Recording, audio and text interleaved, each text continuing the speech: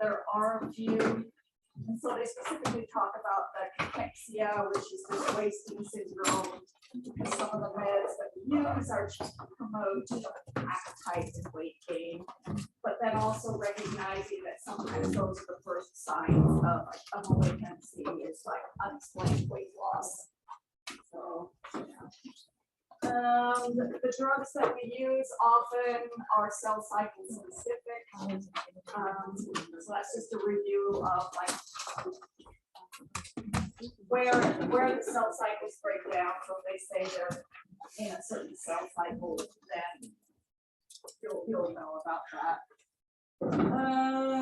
You should know by now, you've been on this earth long enough to know that chemotherapy, it doesn't just kill the cancer cells, that it kills anything that is rapidly growing, which are usually our hair, our GI tract, and our bone marrow.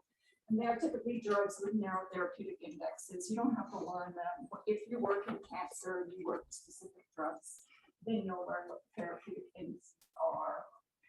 And we try and do this concept of using lower doses with multiple drugs. Why do we do that? Why not just give the max dose of the most effective drug? Yeah, less side effects. I mean, if your patient can't tolerate it, and they want to die anyways, what's the use in doing it? We're trying to, not totally slough off their entire GI tract from mouth to anus or anything. We do have problems with chemotherapy drug resistance. It's nice that we're coming up with some monoclonal antibody therapies, which are very targeted. And yeah, they cause adverse effects, and those are why we keep going higher. I know they ask about extravasation with the cancer drugs and the fact that because they're so caustic, they can cause brain damage and amputation. So if you get a question about what's the nurse's responsibility, obviously they're on a pump, obviously you're monitoring their infusion site,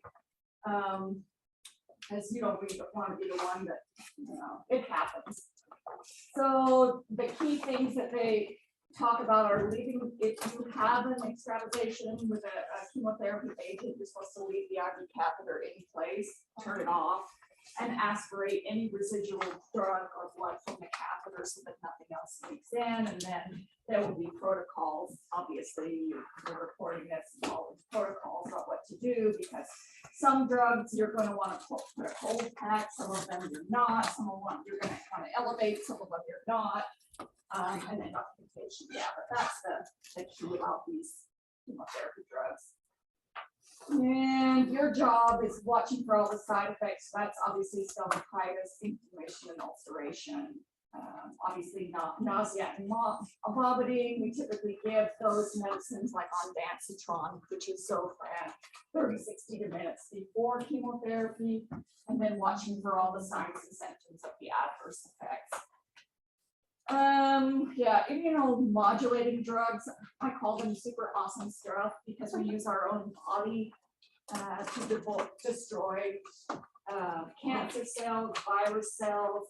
These drugs are used in autoimmune and inflammatory diseases as well as infectious diseases. So it's super, super awesome that we have figured out enough that we don't have to really destroy everything in its path like a hurricane. We can be more targeted.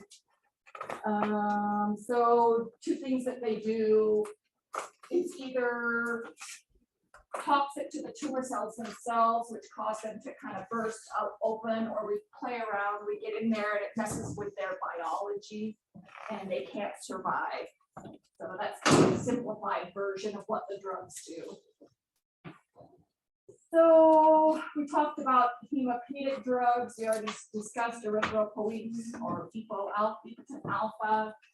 And we use, why would we be talking about these in chemotherapy or in malignancy or paraneoplastic syndromes? I mean, yeah, because some of these medications that we give, you're in there drawing labs, watching their H&H drop. Either they're suppressing bone marrow production, or we're having massive red blood cell destruction. So that's why we may be giving a bone marrow stimulant like that.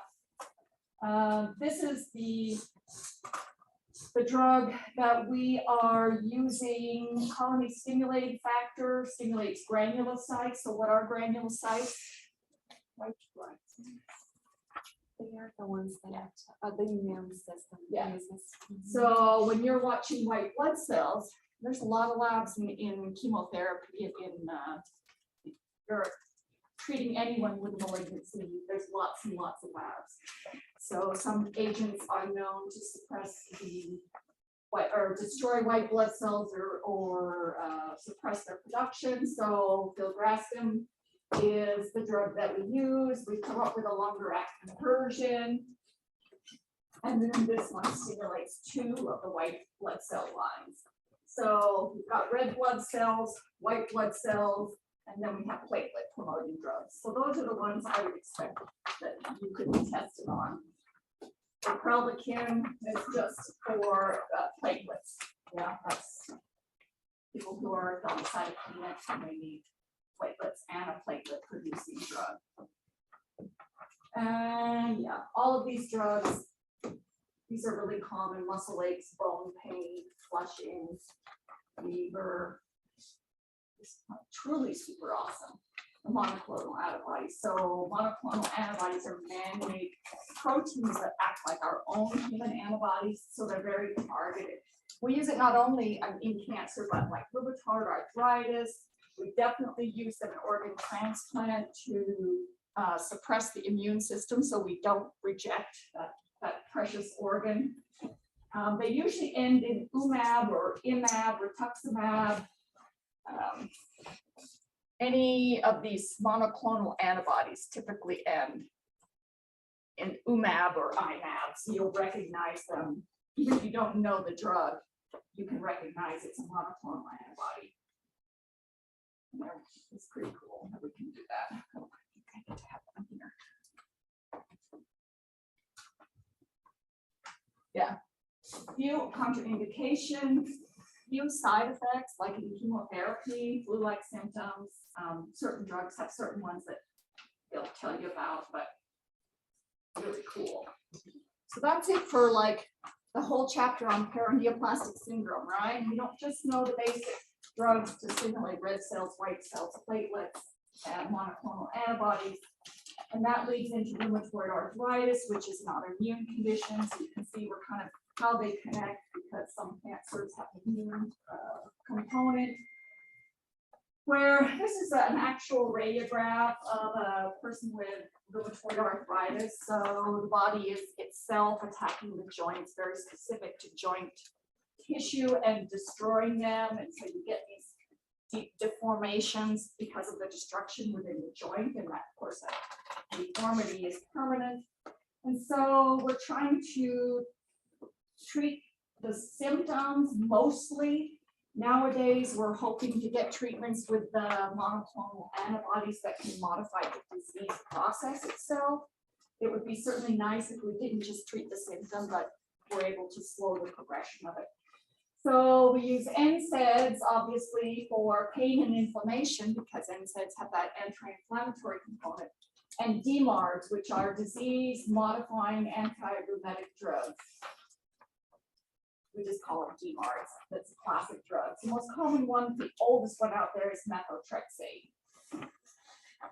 So I would learn a little bit about methotrexate. Anti-inflammatory, anti-arthritic. Yeah, plays with the immune response. We use it in all of these sort of autoimmune inflammatory conditions.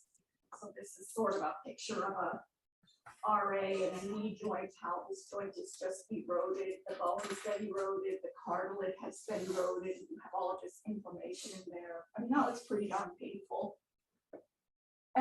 So methotrexate, when you have inflammation, you have cells of inflammation that have migrated into the area in order to release mediators of inflammation, cytokines, histamine, prostaglandins, all of these things that promote inflammation, which in an injury, the normal response is quite healthy. That's how you heal, but this is pathologic, it never stops.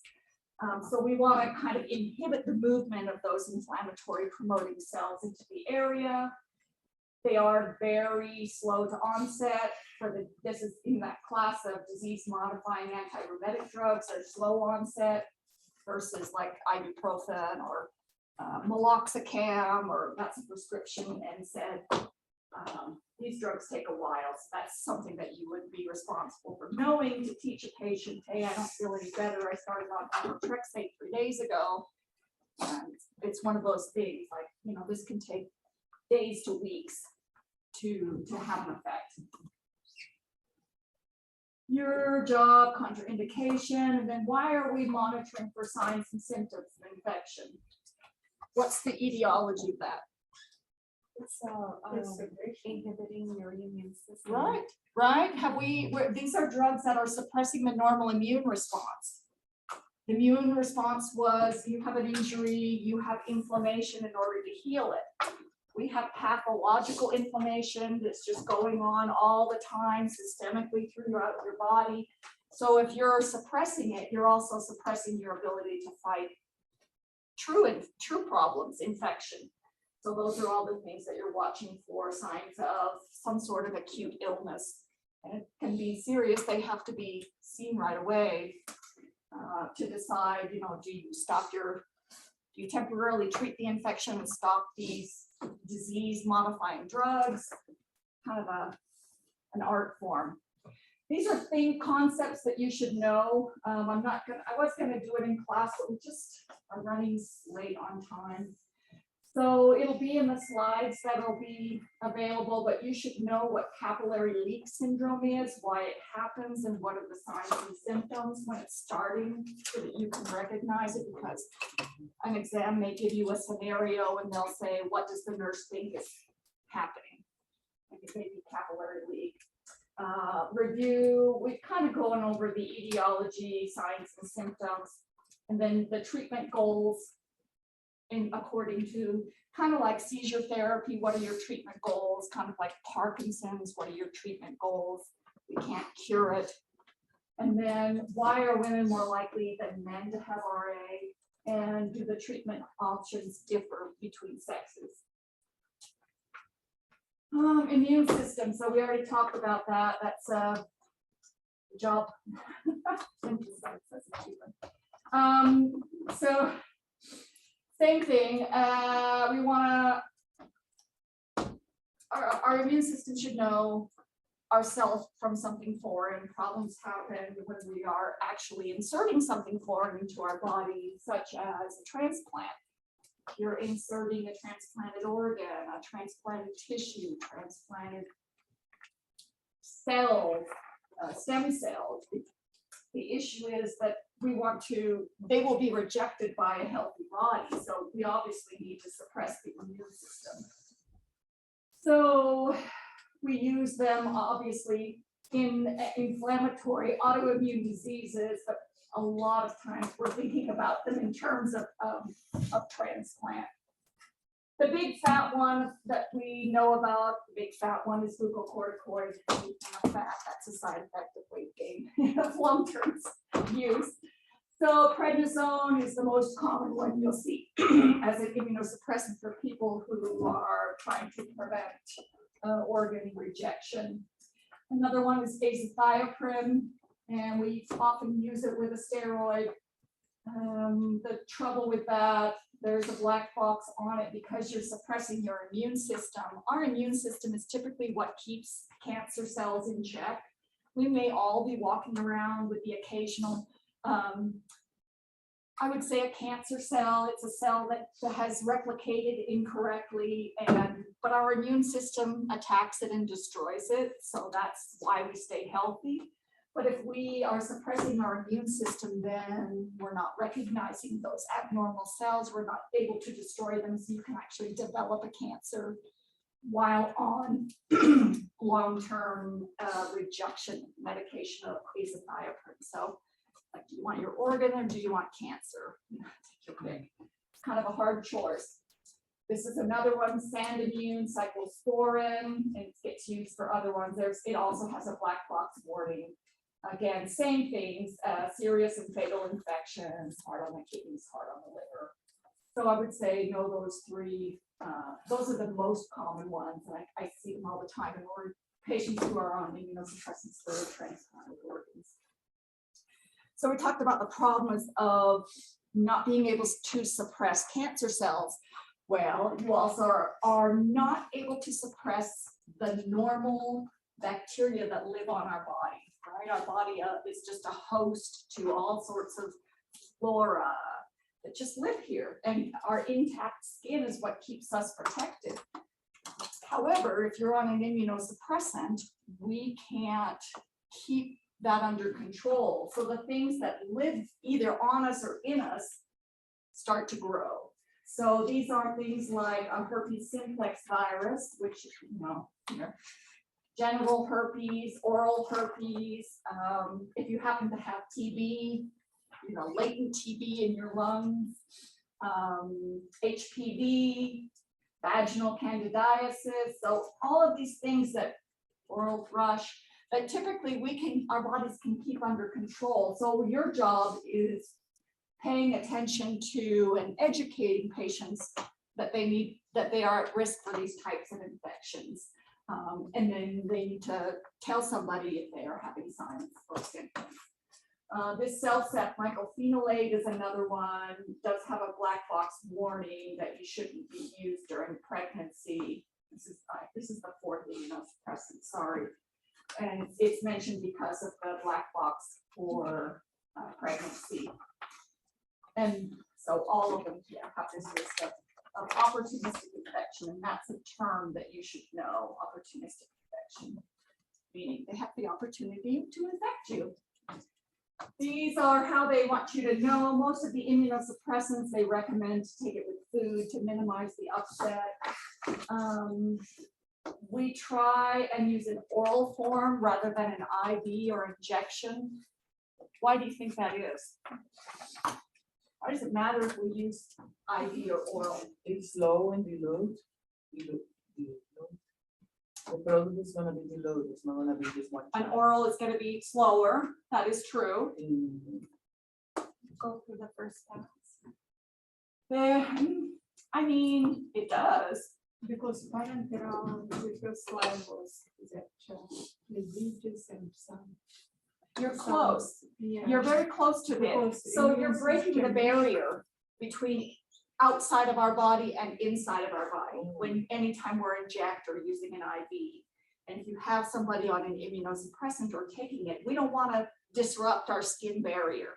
So if we can take it orally, it's much better than making a hole in our skin where we are at risk of the bacteria just diving in and creating a skin infection, a systemic infection. That's the main reason. And it's logical when you think about it. I mean, lots and lots of drug interactions. Yeah, we just look them up. And we also have to make sure they're really, this will have been done before they ever have an organ transplant. But if you happen to be on an organ transplant team as a nurse, just making sure they understand that this is the rest of your life. You don't get to take a break from a steroid and azathioprine. Like this is forever. And your doses may be increased over time if your body starts to react despite this dose. Or they start down a low dose. If you start to have markers of rejection, they're going to add on more meds. And it's a tough road. So that's it for immunosuppressants. Not too terribly bad.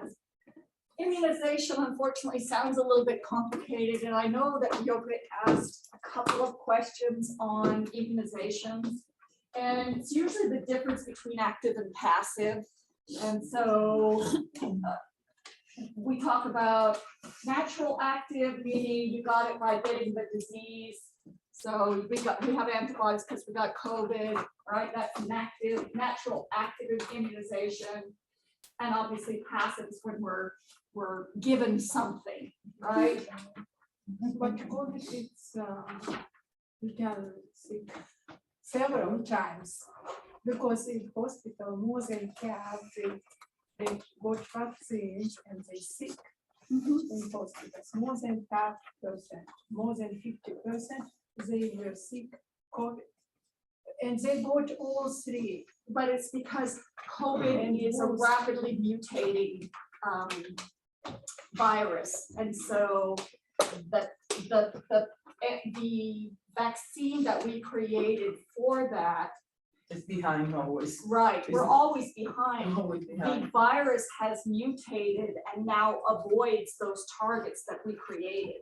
That's why we keep getting the flu over and over and And over. it is so hard for patients to understand that. Yeah. Even the family around to explain that they cannot understand is mutating. It's going Yeah. faster that we can approach and kill it. Yeah, it's Fortunately, very we got- black and white to the layman, right? That It's- if yeah, you it's really hard. if you had a flu shot, you should never get the flu, or if you had a COVID shot, well, then it failed if you got COVID. But we're always, the germs are way ahead of us.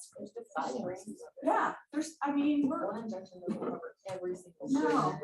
It's like- we're always playing catch up, and the bugs multiply much faster than we can keep up with. So if you can find a fabulous way to explain that to people, you let me know, because I have the same. Oh my gosh, TikTok is winning us with those stupid videos and people believe it. People believe it. It's hard when people believe a certain thing, it's really hard to Yeah, change to people's change their minds. mind, yeah. Um, Education and science. So this is passive immunization. We're talking about either natural or artificial. For natural is like mom to baby, either through in utero or through breast milk, and then artificial is monoclonal antibodies. Either way, the recipient is getting antibodies artificial or not artificially, getting antibodies. So here we're getting it from mom, here we're getting it in IV. Both are passive. Because we're not stimulating our immune system, right? So they give lots of examples, all of these. It's the same thing as that, artificial passive and natural passive. That's just an Then artificial active. So active is when your immune system is stimulated. Passive is when it's not. I think that's the key in remembering which is active and which is passive. And so a lot of our immunizations are made in order to stimulate the immune system.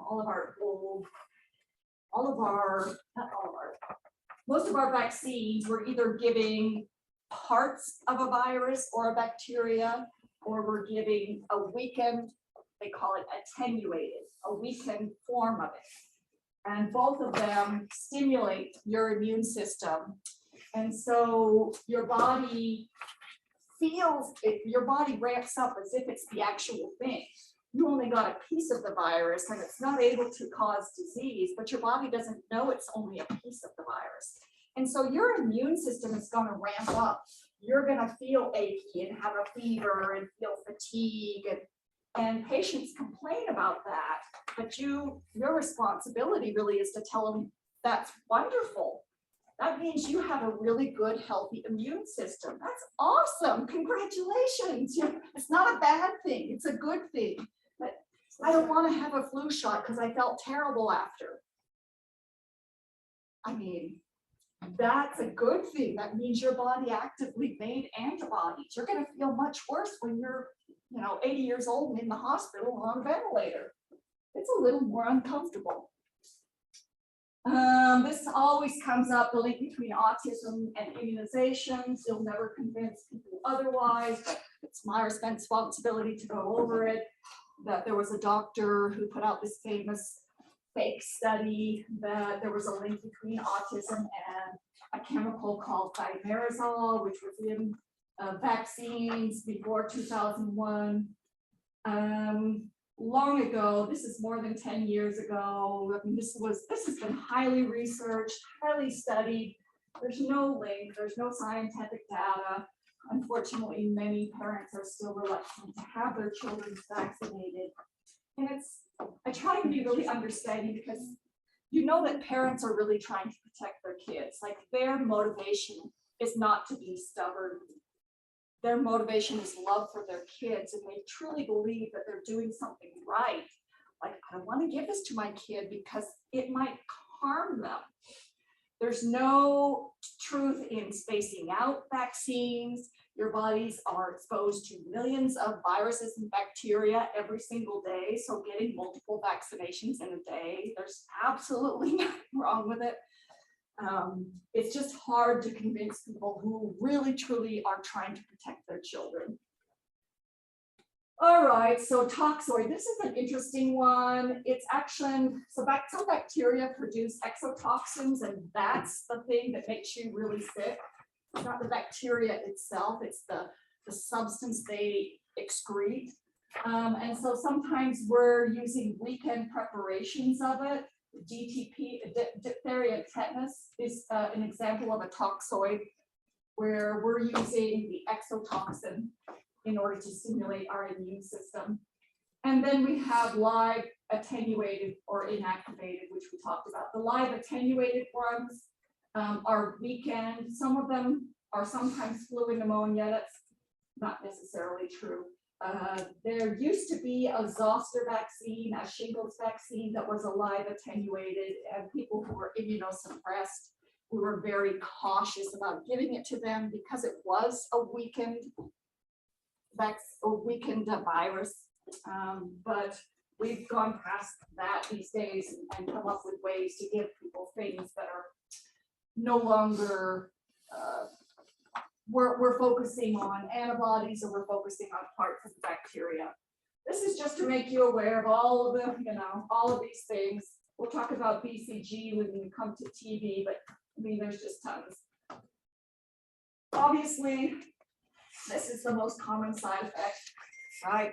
My arm is terribly sore. Whatever.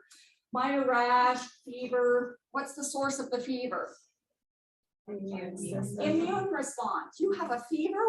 Wonderful. That's great. And generally, it's not recommended to give fever reducer unless the fever is over 100, because I mean, you're tamping down on the immune system. If you take an anti-inflammatory like ibuprofen for the fever to bring it down, it's also an anti-inflammatory, and what we're trying to do is stimulate the immune system that has inflammation in it, so we can interfere with the effectiveness of our vaccines. But parents, especially of children, as soon as their temperature is 99, they're dousing them with acetaminophen, and Or they give it prophylactically. yeah, give it Yeah. prophylactically. It's just really hard to get. I mean, it's like you have knowledge where they are responding on emotion. Like, I don't want my child to be uncomfortable. I don't want them to suffer. You get it, but you also want to make sure they understand that might make your immunization a little bit less effective. And if you can wait and just monitor their fever and comfort them, and comfort is way better than acetaminophen sometimes. Obviously, these are the more concerning ones: super high fever, all of that stuff. But you can get all of these things, swollen lymph nodes, and it's simply your immune system. This is another one that we don't have time to go over them all, things that you should know. So we know about echinacea. It's used to prevent colds, and why we educate people who are immunocompromised for whatever reason not to take it. Which of the vaccines are toxoids that they shouldn't receive because it's an attenuated live vaccine. So know which ones are okay and which ones we're very careful with. What is cytokine release syndrome? So that's something you should know about.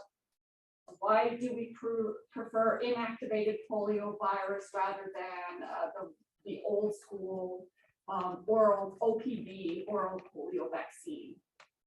What's the concept of herd immunity? So a lot of immunization concepts. I would say no active and passive, no what you shouldn't give to an immunocompromised patient. Some of these terminologies may show up, definitely echinacea, because anytime they throw in a specific herbal supplement, we see it on the exam show up. So might as well just know ahead of time. So that's that one. That's 45 through 48, 3 chapters in half an hour. We're good, man. Good deal. That's a lot of stuff. This stuff is fun. The inflammation and allergies. It's kind of useful because this is stuff that is more teaching, like if you're doing triage, teaching about self-care at home, or even just with family members, how to take care of things like the common cold, common upper respiratory viruses. So most of them are either a rhinovirus or an influenza virus, and this is to help you remember where's the division between the upper respiratory tract and the lower respiratory tract, right? Nasal cavity, pharynx, and larynx for the upper. So here's sort of the breakdown of why we have the symptoms, because obviously we're not going to cure it, right? If we cured it, we would be billionaires. We'd be in the Bahamas somewhere. So sometimes I even write a prescription for these things, even though they're over-the-counter products, because we're just managing symptoms to make people more comfortable. So rhinoviruses or influenza viruses typically are very cause inflammation and dilation of the sinus blood vessels. So just like vasodilation in the head gives you a headache, vasodilation in the nasal passages opens it up, and all sorts of congestion is in there. You have pressure because everything is very dilated in a closed cavity. The inflammatory process is giving us excessive mucus. So now you have everything trapped in a closed place because of vasodilation, and you have all of this mucus in there because of the inflammatory response. You can see why this part is very uncomfortable. Lots of sinus pressure, and you can't breathe through your nose. Why do we get sore throat and coughing? Because a lot of this gunk and fluid drips down your pharynx, down your esophagus, and goes into your stomach. Sounds gross, but that's the truth of it. We're not just blowing everything out. It goes both directions. And so we end up with the irritation to our esophagus, our pharynx, and coughing is a response to that stuff dripping down. Your body is wanting to move it up and have you cough it out. And all of this gunk in your stomach, nasty mucus and bacteria and all that is giving you a stomachache. So now we know why all of this is happening. So we should be able to target it. People call in and say, how do I know if this is a virus or a bacteria? There is absolutely no way to know whether by symptoms, really whether something is a virus or a bacteria. There's no magic. There's lots of things on the internet that people will read and say, I read that if my mucus is green, it's a bacteria, and if it's yellow, it's a virus. None of that's true. None of it. You have green mucus with all sorts of things, virus or bacteria. So basically, we're just treating empirically because it's not cost effective to bring somebody into the doctor's office who's ill and then to swab them and have a lab test and then wait for lab results in order to know that this most likely is viral or this most likely is bacterial. In addition, now if you brought somebody into the medical office, you potentially have exposed all of these people to whatever they have, and these people now expose these people. So it's not cost effective to do that. And technically we probably could, but it's just, we would never have any time to see people with heart disease and, if we were treating all of these viruses. So we just treat the most common causes.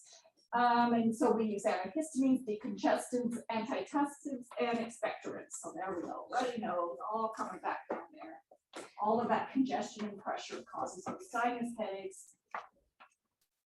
So what is empiric therapy, basically?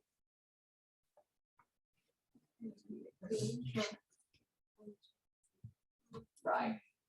Yeah, it's not any of the other ones. There's no cure. We're just treating the symptoms. That's what we're telling patients. Let me help you. Tell me what are your main two symptoms that you're concerned about? So this is kind of what's happening. The offender one of the offenders is histamine. So histamine comes from our mast cells. Mast cells release histamine and it tends to act on airways, blood vessels, and also the stomach and skin for itchiness. So these are the targets of histamine, and that's where you're going to have symptoms. So we are going to find drugs that, if your main complaint is itchiness, we're going to give you a drug that blocks the histamine for itchiness. If it's sort of a respiratory congestion, then we're going to target that. So know your targets of where histamine hits. So obviously we choose an antihistamine, like an anticholinergic, right? Antihistamine. Antihistamines just directly compete for the receptor. So here's all of your histamine 1 receptors, brain, this is your lungs, this is your heart and your blood vessels. Histamine 2 tends to act mostly on the stomach, although it does have activity elsewhere. The thing is just like anticholinergics, they're not discrete. A histamine 1 doesn't only target, or a drug that's classified as antihistamine that's made to target these symptoms, don't only target these symptoms. They hit these symptoms as well. And a drug that's intended to target these symptoms it's vice versa. There's crossover, right? Our bodies are way more complex than to have, receptors here only for this, and it's a little more complicated. So H1 antagonists are the ones that we talk about as antihistamines. When you go to the grocery store and there's the aisle that's as long as this room for antihistamines, they are the H1, so the ones that target these receptors. Now we may be going for the vasodilation and we may be going for the bronchoconstriction, but unfortunately it can also hit the brain and the heart and some of these over there. So there's first generation, these are the older drugs. Everybody should recognize diphenhydramine. What's the #1 side effect of diphenhydramine? Sleepiness, right? Which is why it's the active ingredient in most over-the-counter sleep medicines, because it causes sleepiness. It is also one of the biggest side effects of all of these other drugs in the first generation antihistamines. Even loratadine, which is marketed as, well, let's see. Yeah. Loratadine and cetirizine are in second generation, so I don't know why I have it up there. Let me see if yeah, those are second generations.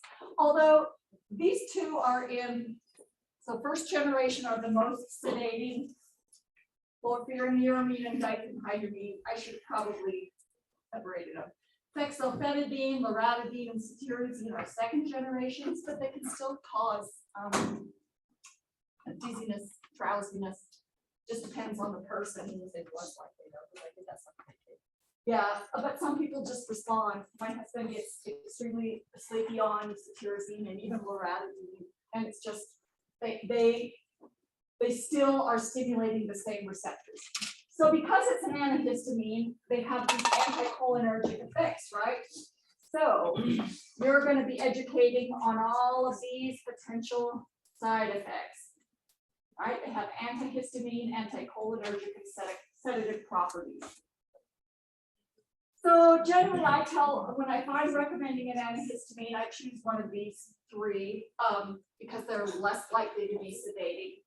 But they can cause tachycardia, sleepiness, dry mouth, and constipation. Hopefully people don't take them for a long period of time, but some do. So the H2 blockers, the histamine 2 blockers, we don't call them antihistamines. Antihistamines is referring to H1. H2 blockers are generally used for acid reflux and peptic ulcer disease. And they are things like ranitidine, famotidine, cimetidine. But remember, there's crossover. H2 drugs act on H2 and some of the H1 receptors. H1 drugs act on H1 receptors and some of the H2. So if someone is having an acute allergic syndrome, urticaria, anything like this, we give them both an H1 and an H2 because there's crossover. That way you get more bang for the buck. We already said it binds to the histamine receptor, which prevents what histamine does. So we get histamine causes vasodilation, increased GI and respiratory secretions, and increased capillary permeability, meaning the fluids that are inside can kind of sort of leak out. So they compete with histamine at the receptor sites that are unoccupied. Unfortunately, they don't do anything with the receptor sites that are already occupied. So if you have somebody, let's just say this is a tissue and they have all these receptors, and they have, this is virus or allergen or whatever up here, and it's released histamine and it's already bound to all of these receptors. Well, we only have one target receptor site. They don't push this off. The reason we talk about this is to start symptoms earlier in the course. If we can block these receptor sites early, then they don't get bound up with histamine and you don't have such a severe response. You don't have as much leaky, runny nose or congestion. So that's, we're teaching people, you know, if you think you have a cold, and you really want to treat it, let's start it early in treatment. That makes sense? We started early because we can't bump them off.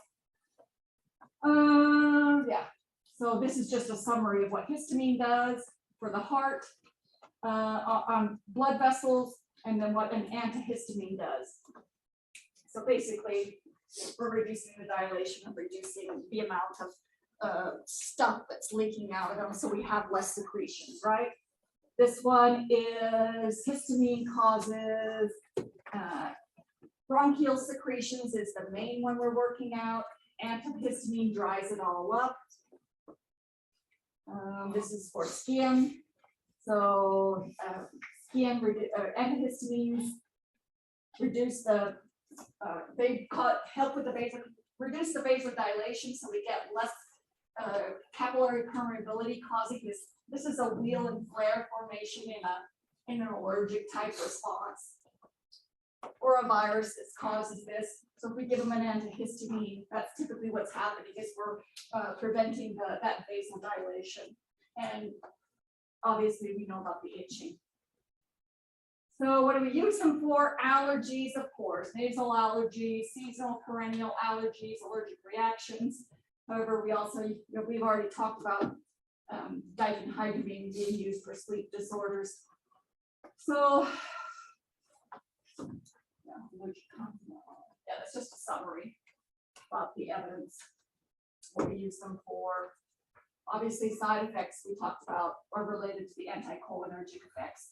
Those are the most common ones. And so one of the things you have to be careful or educate people to do is to read labels, because they may get an antihistamine that says maybe marketed as reducing secretions, and the active ingredient on the back is diphenhydramine, and then they may also go, well, I'm coughing so much, let me go to this aisle and buy no-dose sleep aid, which is diphenhydramine.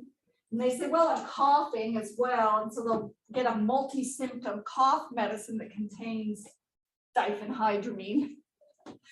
So yeah, people can really do toxic things to themselves with over-the-counter medications. Prior to administering an antihistamine, it's most important for the nurse to assess the patient for a history of what?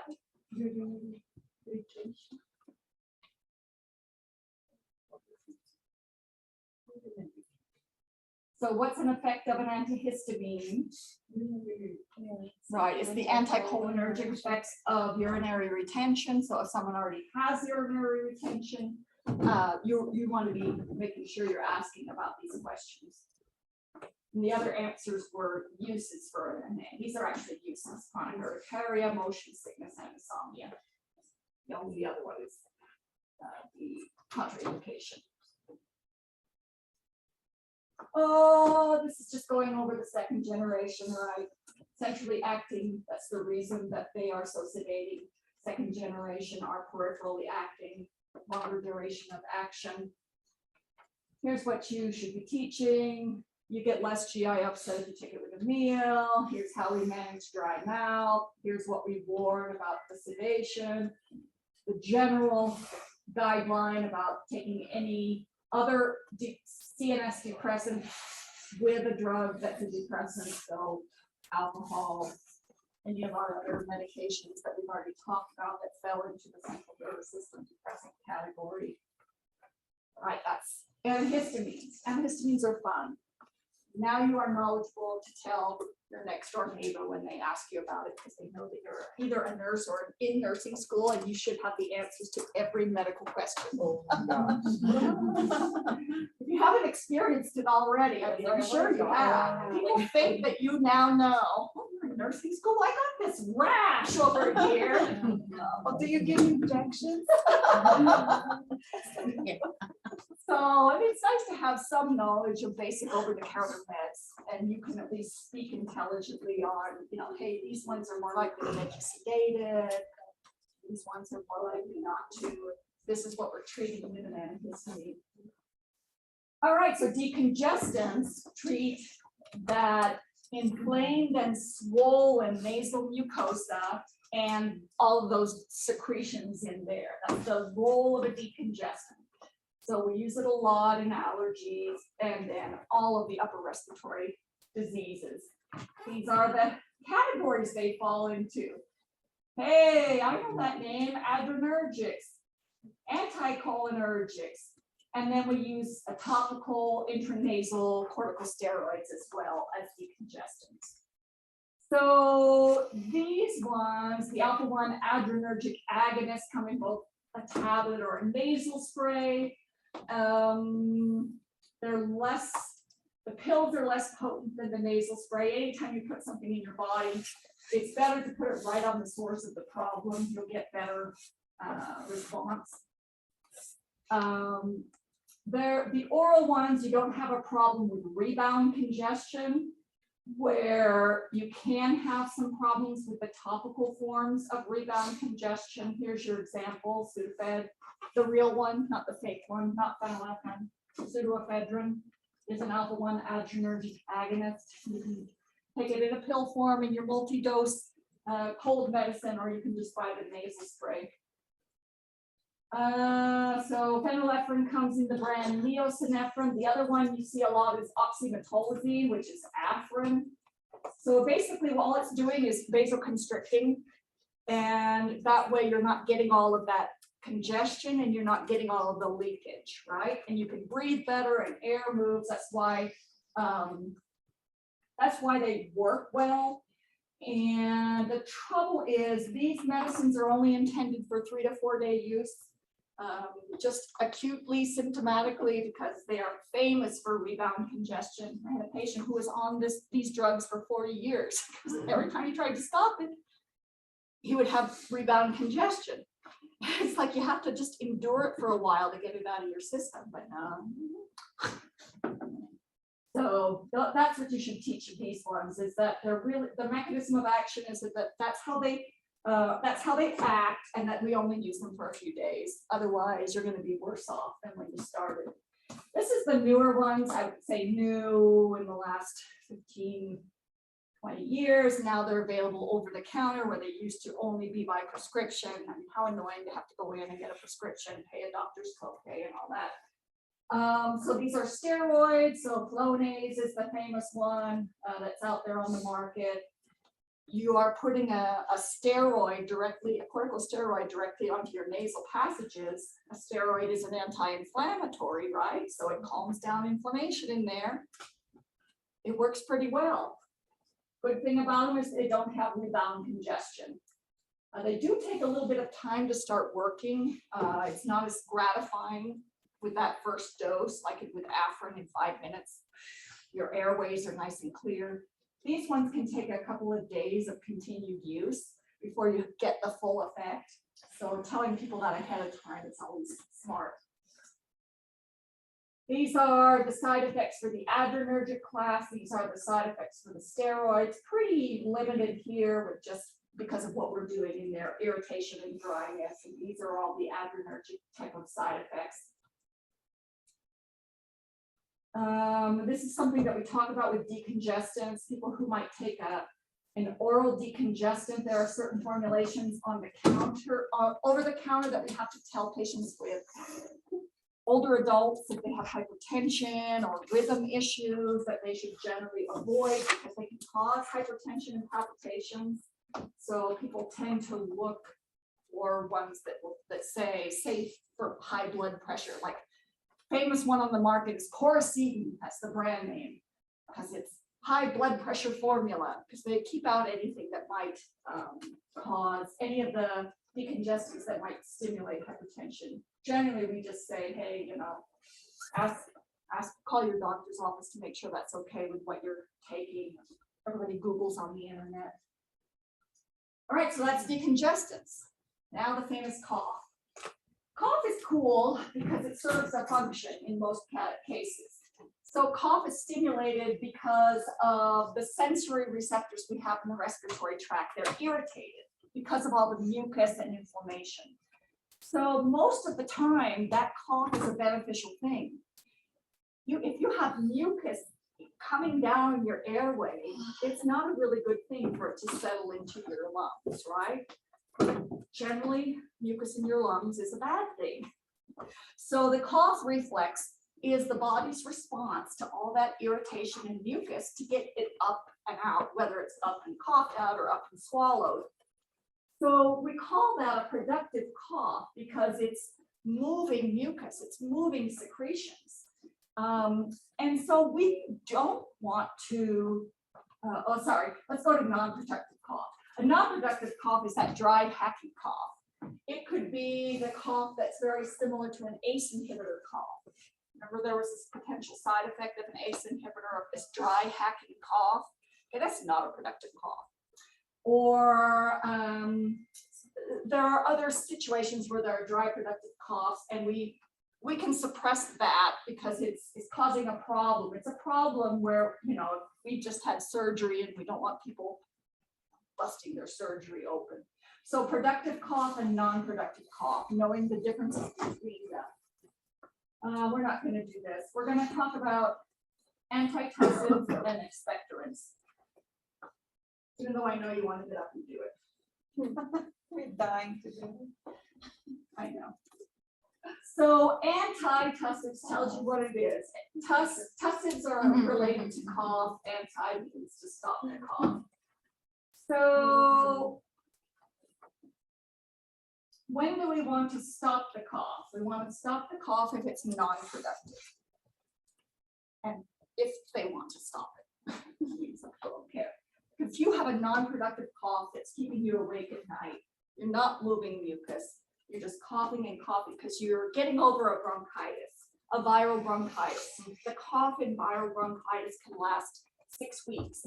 You may be over the virus, but the cough can turn into this non-productive, just spastic, constant nighttime cough. So in that case, we may want to suppress it. So we use opioids and non-opioids. There's two schools of thought. We'll start with opioids. For non-productive coughs, this is the mechanism of action. It's centrally acting, right? We're acting on the brain. We're not acting on the local tissues.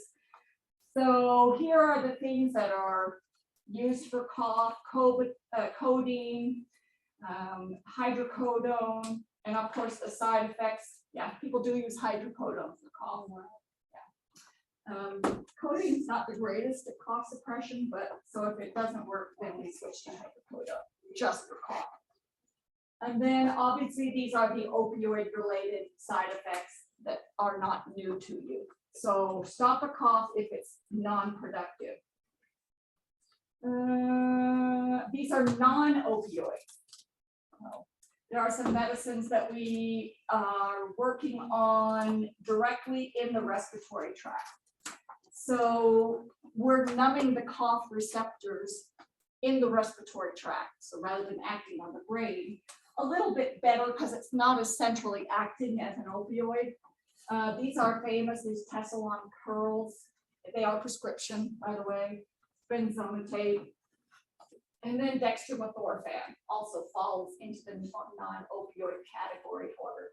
Dextromethorphan is actually converted to a weak opioid in our body, which is why dextromethorphan is the drug of abuse that will soon be moved off the over-the-counter and made scheduled. Yeah, it's available over the Yeah, counter. yeah, because people are overdosing on dextromethorphan, buying gallons of dextromethorphan and just consuming. Because if you take a large enough quantity of it, you can get an opioid-related opioid type high. These are non-opioid, even though that turns into an opioid, it falls into the non-opioid cough suppressant. So obviously we tell them about the side effects. These are the warning signs where they should get a hold of somebody. Any cough that's longer than a week, persistent headache. I don't have a time frame for that. I would say, you know, if you have a persistent headache and fever and rash, then maybe something else is going on and somebody should see you. So all of these anti-tussive drugs that we mentioned are for non-productive. All right, here's a question. A 94-year-old patient has a severe dry cough. He's coughed so hard that the muscles in his chest are hurting. And that happens. Those intercostal muscles just have terrible pain. He's unsteady on his feet and slightly confused. Which drug would be the best choice for this patient's cough? What's the next? What? This is a non-opioid. Yeah. So, although this one fell into the non-opioid cough suppressant, I would say both. Guaifenesin's an expectorant, so that's not a cough suppression. This is my caveat. If your patient's 94 years old and has a new onset, has a cough with new onset confusion and balance issues, they may have pneumonia. So Yeah, really. please do not try and suppress their cough. That's horrible. That's a horrible question. It should have been like a 46-year-old. It shouldn't have had, you know, confusion and balance issues, but that's pretty serious. So cough suppressants, that's quieting non-productive coughs. Expectorants are what we use in the case of a productive cough. We don't want to suppress it. We want to make that mucus easier for you to cough and move, whether you spit it or swallow it. So an expectorant typically makes the mucus thinner, and the famous one out there is guaifenesin, brand name Mucinex. Comes in 4-hour formulation, comes in 12-hour formulation. So we use it for all of these types of coughs that produce mucus. Common cold, pertussis, which is whooping cough, flu, sinusitis. Anything where you've got a lot of mucus and you're just coughing it up and you feel like you just, you know, it's in there. We want to have you cough and get it out. One thing with that is that we do want to teach patients to take more fluids, because that's sort of the theorized mechanism of action is that you need more fluids to thin those secretions so that they're easier to move. They're not as sticky like rubber. They're more soft and fluidy like a runny nose. That way you can get it out. Obviously, only if you don't have a fluid restriction. All right, so those are expectorants. Oh, echinacea, here it is. Well, I guess we have talked about echinacea before. So people use echinacea all the time for upper respiratory infections. That's the theory that you're going to get over it better. You're going to have less symptoms. I did go to the National Center for Complementary and Integrative Health. There's no evidence that it helps the cold, and there are potential adverse effects: dermatitis, upset stomach, dizziness, and headache. So just for your own edification. Ooh, this is a fun one. Patient with a trach developed pneumonia. It's difficult for them to cough up the big dry secretions that he's developed. Which is the most effective in helping this patient? So it's what kind of cough? Productive, right? They're already telling you they've got these thick dry secretions. And he's got a trach pneumonia, so obviously we want to help him do whatever we can to be able to mobilize these. So there's our secretions. Ooh. Isn't that beautiful? That's the one thing I don't like. Oh, I know. So we give an expectorant sometimes to aid them in moving that and thinning out the secretions so that they're not worsening their underlying condition. Fine, you got it? Cough suppressant, expectorant. All right, take a break. We'll see what else we can get on. I'm still bored. Have you looked at the chapters? I mean, Yeah. 1 more hour. I know. Yeah, this is a commercial. It's so fun, but I don't know why it reminds me of it. I just get that so much. She knows the this together. You're like, She knows. It's like you're going to, she's going to an exercise class every day after work with her girlfriends. She goes, doesn't care. That sounds like a commercial I would make up. what is this commercial? Just to be a little bit of a smart aleck, you know. It's just talking about older adults and they're trying to be healthy and they're eating right. And then it says shingles doesn't care. You're gonna have shingles anyway. Shingles suck. Oh, I haven't had that cares for many people who had shingles and they've had shingles and never resolved. So Oh, wow. persistent in Right, a lifetime. right there. And it's right Can you around my imagine back. having that burning nerve pain for the rest of your life? I've never had it, so no thank you. When I worked in the med surg, this lady came in, she had it in her eye. Yeah. And it like, I mean, this poor lady, like, oh. Yeah. Herpes doesn't care. Shingles doesn't care. Who you are or where they go. No, it was. Shingles doesn't care. Be paying attention to like the commercials, you know, medicine commercials. Yeah. Because of this class, and it's just some of them are just so. What was the funny. one? It's like, oh, you'll, live this great life, but his symptoms of loss of limb, Oh what yeah, farts, yeah, like the. the happy commercials. And then At least they've slowed down. They used to say they would speed up the speed of all the side effects. Yes. It was just a blur. At least now they've slowed down and they do have to say some of the more common or serious ones. But yeah. Was it the Giardins? Jardins, yeah. Yeah, that shows them like so happy. They're having like, But you can have drinks. necrotizing fasciitis. I You're not so happy Your anymore. sexual parts will turn black, but oh well. It's See okay. all these things you know now. Loss of Awesome. limb. All these things. That's why I sing along with the Ozempic commercial. Ozempic. I started taking that back in December Oh yeah. for weight loss. Yeah, that was the VA's formulary drug for a long time. So it was like everybody, little Ozempic for you. Everybody has diabetes up there. My population. Well, my husband started taking it last week. Really? He's seen how much weight I've lost. He's like, And he's Hop like, on oh board. my gosh, he's constantly nauseous. eat less. He's like, I don't know how you do that. That is the treatment for the Yeah. medication related side effects is to eat less. Because I'm like, I just don't even eat. Yeah. The problem that they're coming out, so it's this drug, that category of drugs famous in Hollywood now, it's the drug of choice for weight loss.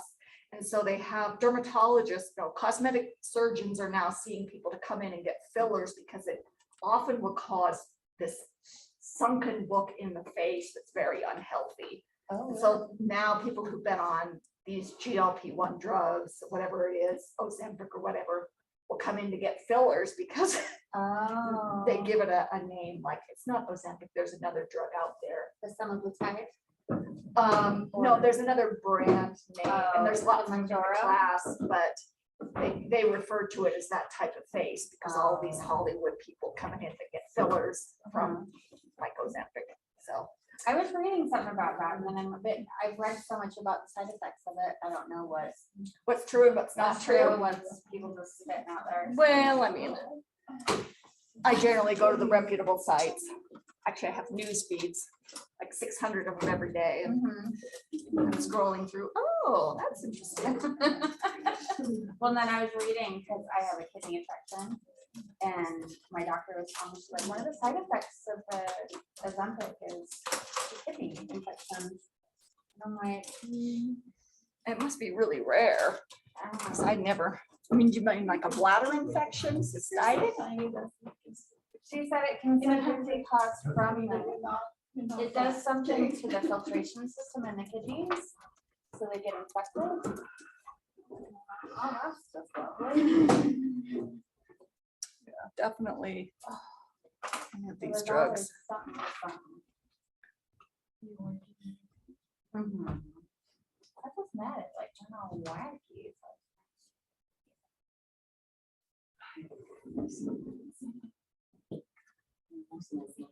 She made out with a boy last night. And he gave her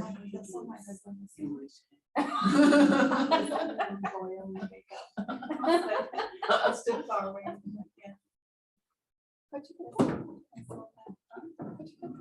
She made out with a boy and gave her I did not. Don't defend yourself, Tara.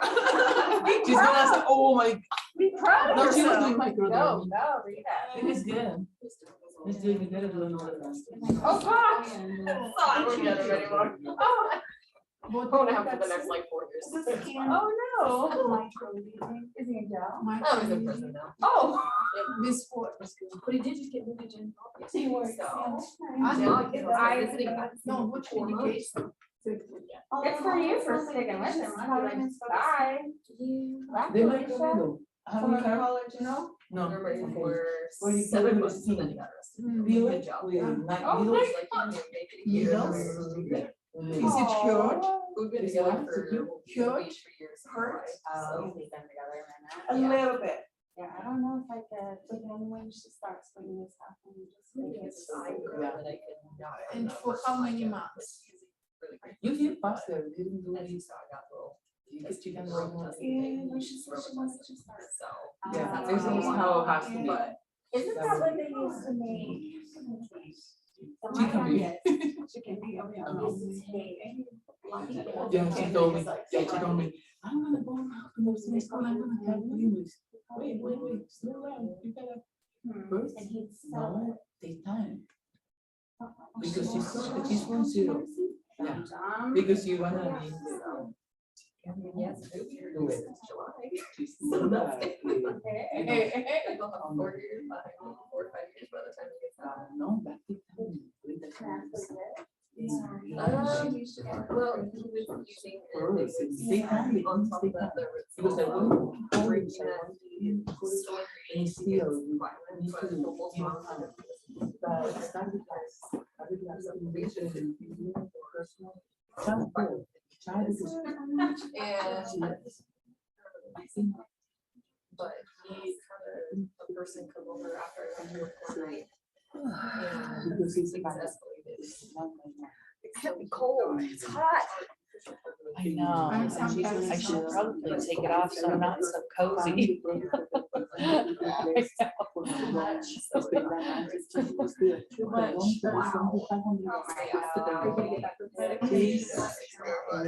I know, on Monday, when I left, I was like, oh my gosh, that was so much. It is. And I feel bad because I don't even, I really want to do things like to get up and move, but we just simply. Don't have time. I feel like I'm cheating because you will still be responsible to know the information. And since I know what's more important to focus on, I feel like that's my responsibility to make sure that you don't waste all of your time on all of this other stuff that, Yeah. that you won't be responsible for. Trying to filter it out. Like if you were in a 16-week course, yeah, you'd probably be responsible for Yeah, that. yeah. But we're just too fast. I know. There's some, couple chapters we don't even touch on. Just skip them. No, it's crazy. That's what I was looking at actually, last week. I was like, man, there's a lot of stuff that I don't think we're gonna be able to cover. There are a couple drugs that I pulled out of these chapters that I'll throw in because I think that they could come up. I don't, if there's a red flag one, like, oh, that's famous, Yeah, I want to tell you. that's good. Yeah, But other than that, there's just no time. right. Not enough time.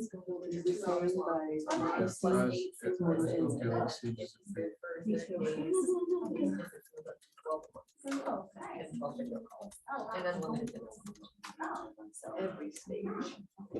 I don't know why I struggle with intake. Yeah. I'll have to go over number 10 with you maybe in Yeah. the class, because last math quiz I got that one wrong too. The intake was. I mean, it can be super tricky. Now, you didn't use the yogurt, right? Mm-mm. Right. No, I don't And you know. cut the ice cubes in half. I know one thing that I realized I didn't do, but I still don't know if I got the answer. I didn't realize it was 2 types of food.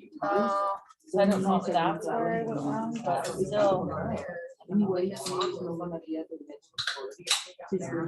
Ooh, that sound of a soda opening. Who did that? Oh, there's a special place in hell for people like you.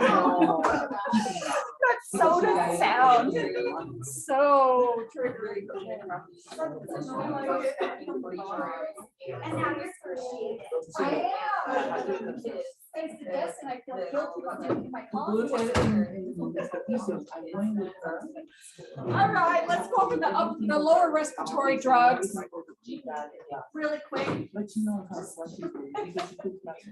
So I'm trying, the reason I'm spending time on lecture rather than doing activities is because I'm trying to, there's so much information, I'm trying to filter out what you most likely will not be expected to know and what you will be expected to know.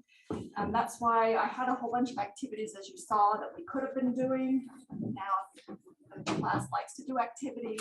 It is nice to break it up. It is nice to move around, but it just means that I don't have, I'm happy to just leave it to you to study the chapters.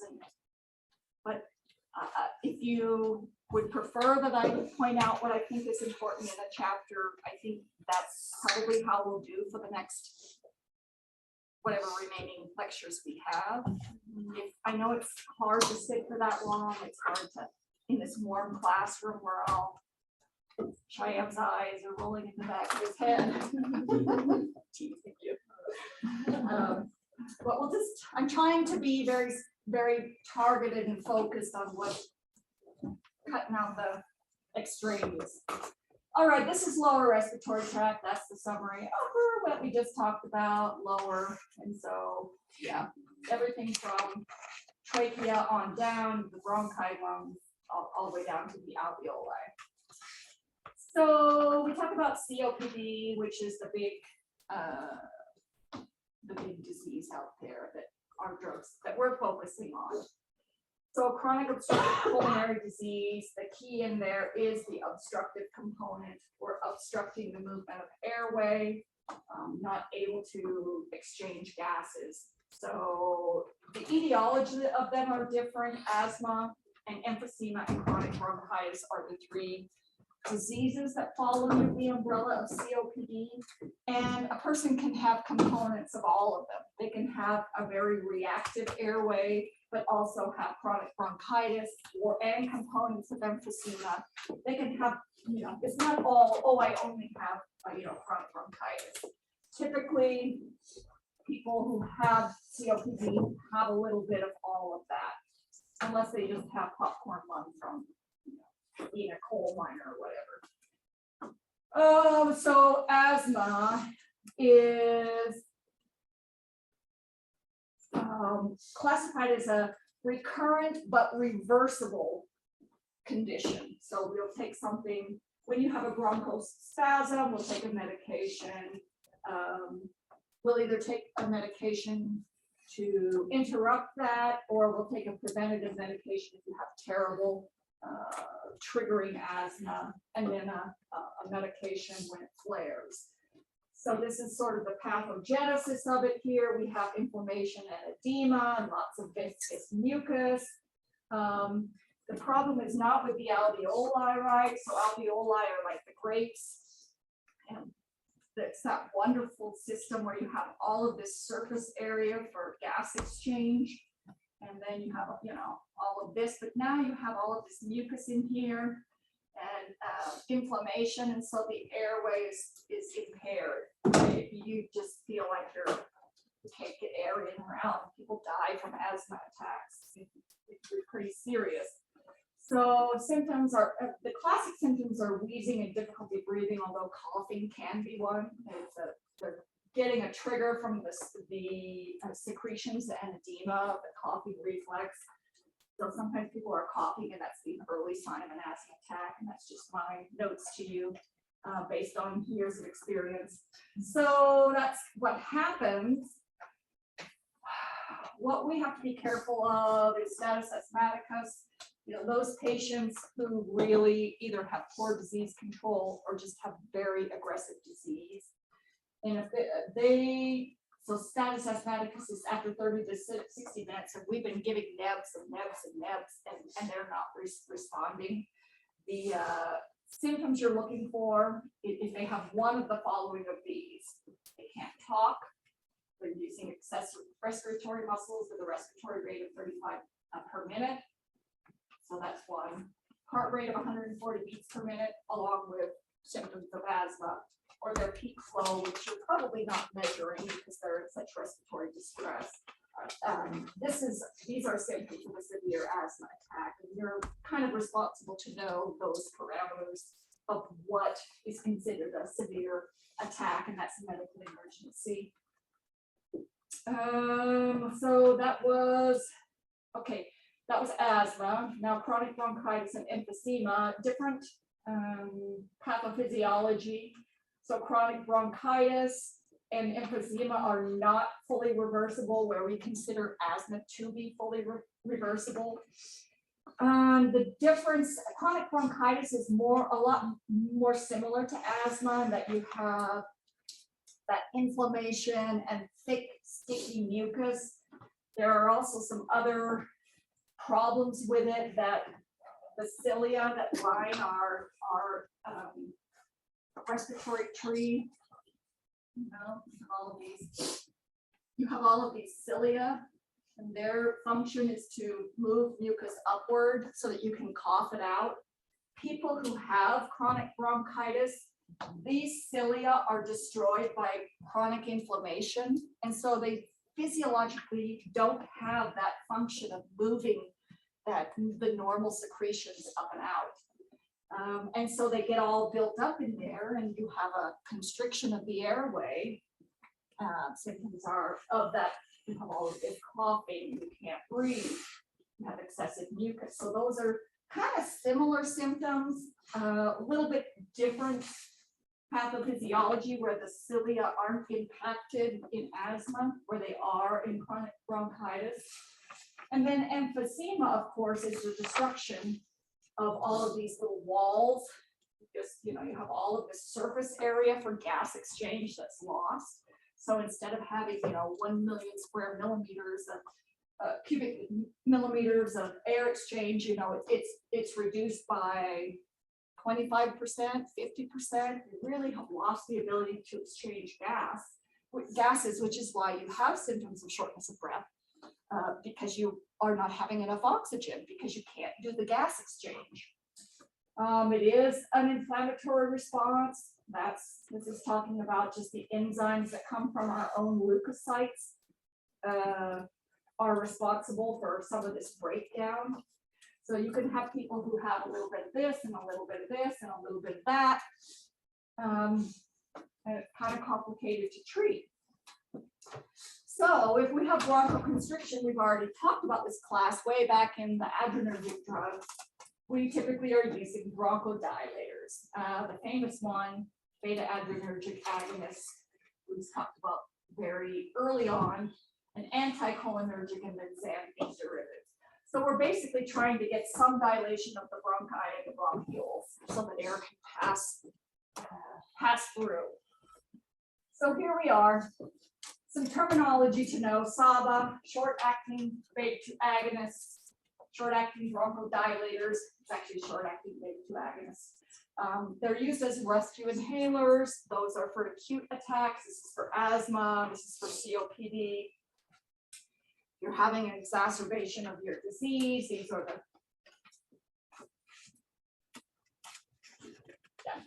the drugs that we use. The most common one is albuterol, Ventolin. Some people end up with levoalbuterol, which is a derivative of albuterol, but these are sort of the way that they come, the way that they look. Should be a rapid onset, rapid release of symptoms. We use them in the acute phase. It should get a quick airflow. There are non-selective and selective, of course. So depending on the drug that you're using, you may have a non-selective beta-2 agonist, and then you may have a non-selective adrenergic agonist. So let's talk about albuterol. It's the most common drug in this class. It's very beta-2 specific, so that's why we like it. Although it's not perfectly specific, we do have some suppression of other adrenergic receptors that result in some of the side effects. We do want to teach people that if they're using more than one inhaler per month, that their disease is poorly controlled and that they should be seen, because that either, if they're not on a long-acting controller med, they need to be on one, or if they're on one, then their disease has progressed and they may need a higher dose. So that's sort of a caveat. More than one inhaler a month is not acceptable. And then, of course, it does come in this multi-dose metered dose inhaler, and it also comes in nebs to use in the nebulizer. What's this here?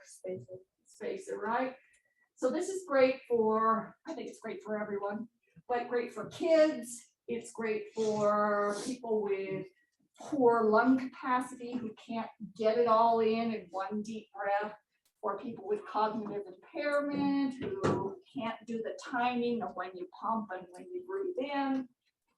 So it holds the medication within this sealed chamber. It's not going to go out this way because this little insertion piece is very tight in there, and it's not going to go out it's only going to go out this way by the force of inhalation. There's a little something that blocks it.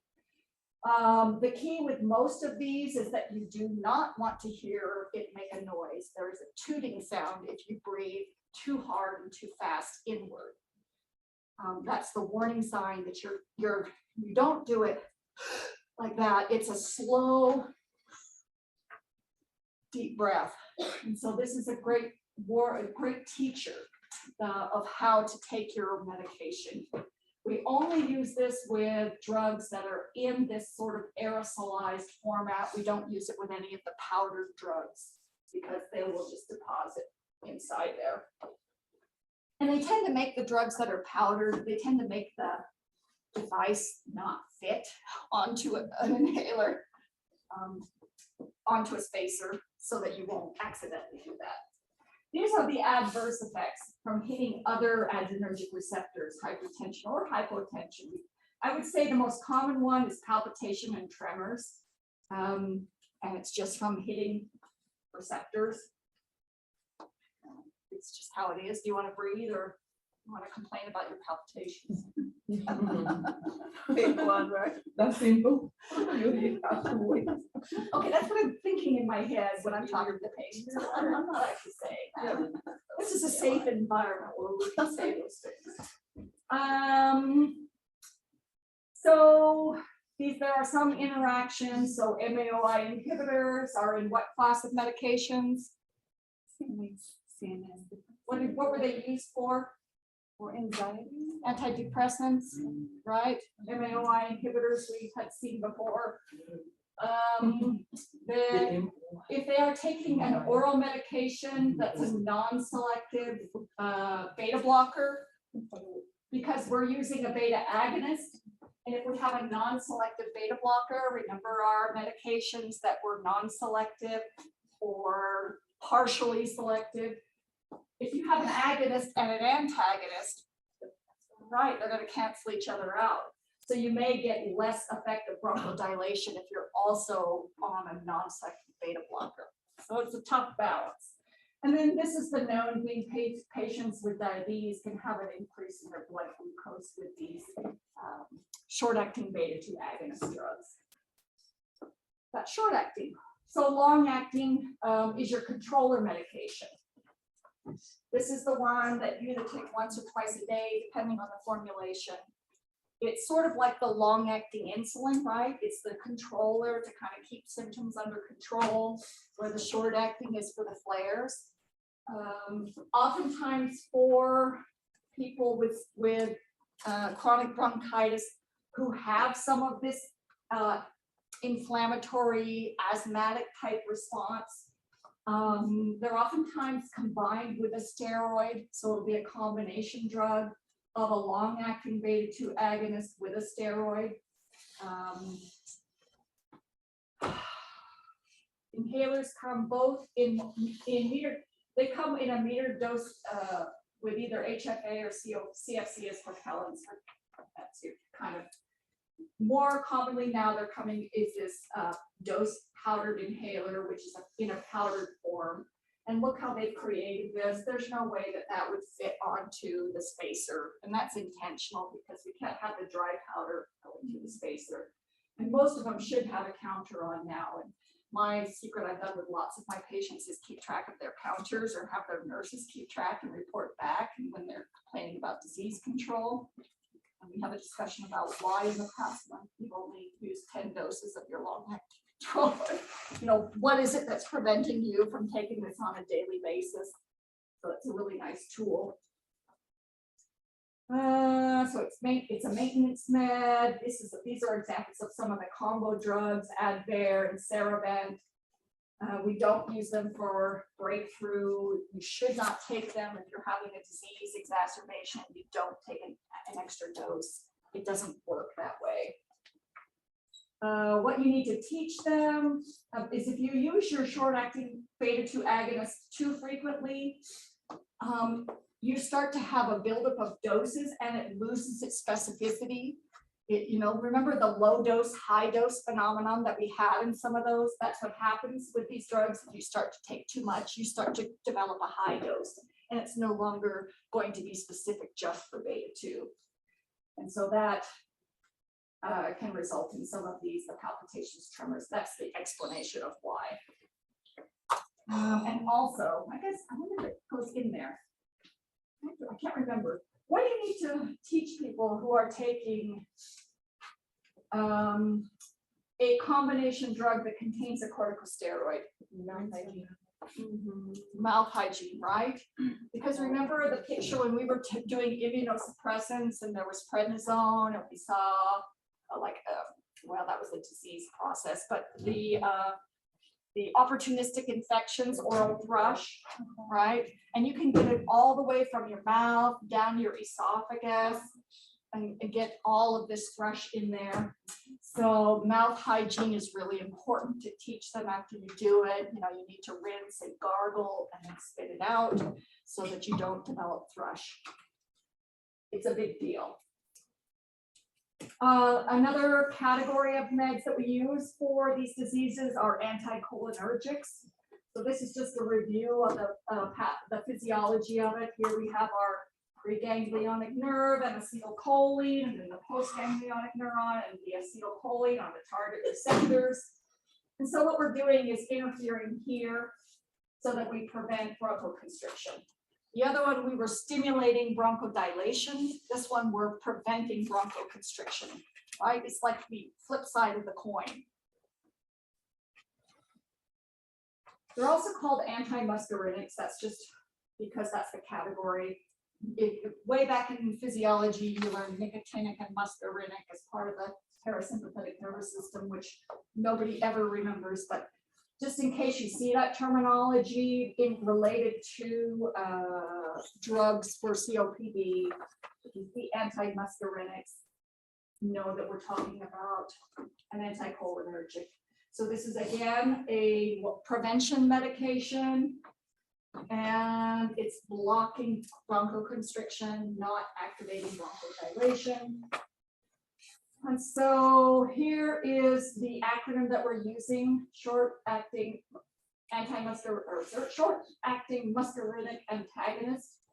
So you'll see this written sometimes, LAMA, LABA, SAMA, SABA.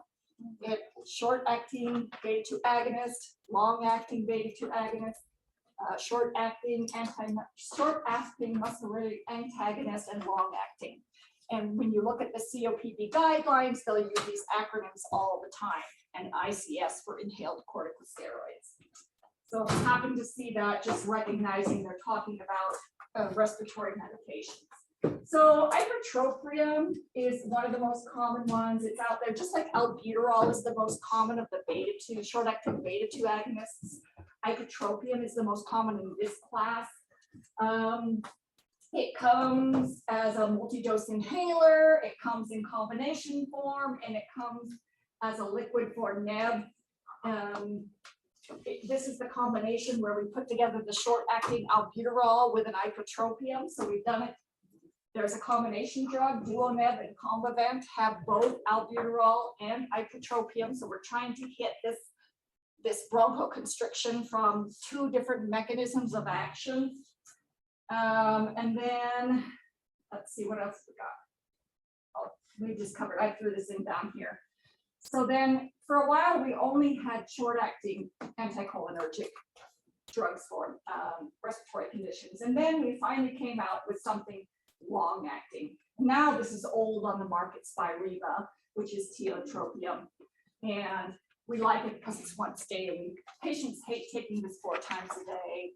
It's short because it's short-acting. We used to use this as a controller because we didn't have a long-acting. Now we do. It's really nice. Again, it's because they're anticholinergics. You already know all of these things. You've seen this like 16,000 times. What are the side effects of anticholinergics? It's why we don't go to them first line usually because of the side effects, but with somebody with an advanced disease, we'll use combo drugs. So that's all of those drugs put into short-acting, long-acting, short-acting, and long-acting. Then there's xanthine derivatives. Of all of these, we just talk about theophylline. Theophylline is a really old drug that used to be used for respiratory COPD conditions. Really, really old drug, but we stopped using it when we got newer, more specific medications because it had a lot of side effects. And it had a narrow therapeutic index, and it had a lot of drug interactions. But it's still on the market, and there are still some people who've been stable on it for years and don't see any reason to change, so you may encounter it. So just knowing that theophylline is there, these are the, we do have central nervous system stimulation, cardiovascular system stimulation. Those are the side effects that you're getting from this medication. Yeah, we don't use them a lot because of the drug interactions and the therapeutic index, but we may see them. Side effects are related to all those things we just talked about. Hyperglycemia, yeah.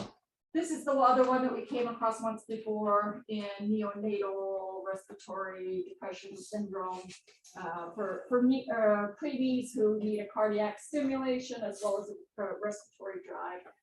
We love caffeine. So of the respiratory drugs, those were all bronchodilating drugs. In one way, shape, or form, they bronchodilated. They either stimulated adrenergic receptors to bronchodilating, or they blocked cholinergic receptors to block bronchoconstriction. These are non-bronchodilating drugs, right? We're treating something else, corticosteroids, leukotriene receptor antagonists, and mast cell stabilizers. And these are all just components of inflammation. Leukotrienes and mast cells, if you remember up on your histamine, we saw mast cells, leukotrienes. So we're playing with the role of inflammation now, rather than just treating the bronchoconstriction. So go back to glucocorticoids. So chronic asthma, we may be somebody who's having a severe attack, we may be giving them some form of a corticosteroid.